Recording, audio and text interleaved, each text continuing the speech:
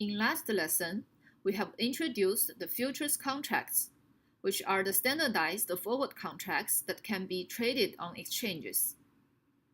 Indeed, we have shown that under the ideal assumptions, the forward price and the futures price on the same underlying asset with the same terms are equivalent.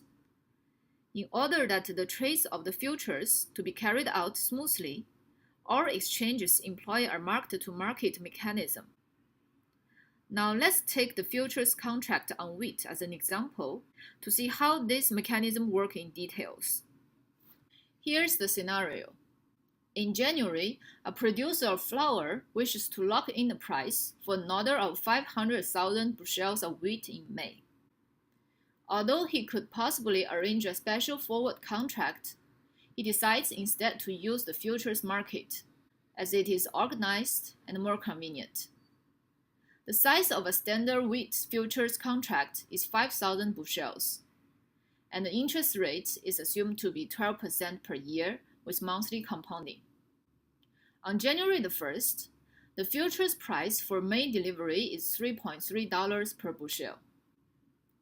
Assume that the trading days for the futures contracts are the first day of each month, and that the futures price for the subsequent 4 months are $3.4, $3.55, $3.45, and $3.52 per bushel, respectively.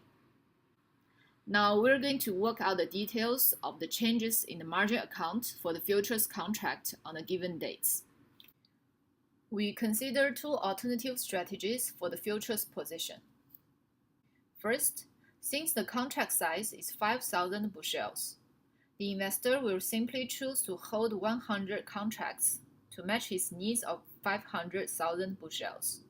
Note that throughout the 4 months, he will not adjust his position. Then, based on the changes of the futures price, we can calculate his profit or loss on each trading day. For example, on February the 1st, since the futures price increases to $3.4 per bushel, that is, he has a profit of 10 cents per bushel, and hence $50,000 for his long position of 100 contracts. Recall that the interest rate is 12% per annum with monthly compounding.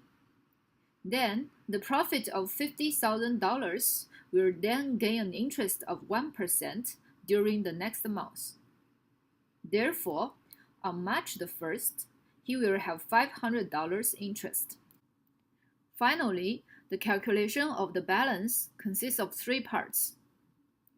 Balance from the previous month, profit or loss incurred on the current trading day, and the interest gained from the previous balance. Now that we have completed the table, for the position in futures, the $112,522 gain will offset the higher purchasing of $3.52 per bushel on May the 1st, resulting in an effective price of $3.295 per bushel. If instead, the investor chooses to enter into a forward contract to lock in the price of $3.3 per bushel, comparing with the spot price of $3.25 on May the 1st, he would have a profit of $110,000 exactly. For the second strategy, recall strategy A, the dynamic strategy introduced in the proof of futures forward equivalence, where for the last period, the futures position matches exactly that of the forward. Therefore, on April the 1st, the investor should hold 100 futures contracts. For all the earlier periods, the number of contracts on hold are discounted accordingly.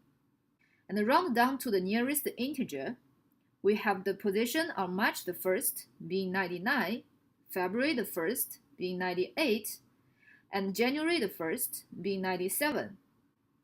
Theoretically, the gain from this strategy should be the same as the profit from entering into a forward contract. The slight discrepancy here is due to the round-off error. In this example, the flour producer, as an investor in futures market, may employ either strategy to lock in his desired price of wheat needed in future. This action is exactly what we call hedge. Hedging is a strategy of risk management. Formally, a hedge is a position that offsets the price risk of another position, which reduces risk exposures or even eliminates them if it provides cash flows equal in magnitude but opposite in directions to those of the existing exposures. For hedging to be possible, the return of the derivative should be correlated with that of the hedged position. The more correlated their returns are, the more effective the hedge will be. There are in general three types of traders play in the markets. Hedgers set up positions to offset risky positions in the spot market. Speculators bet on price movements and hope to make profit. Arbitrageurs lock in riskless profits by simultaneously entering into transactions in two or more markets, which is called arbitrage. As we have mentioned earlier, the producer of flour in the previous example, being a market player, is actually a hedger.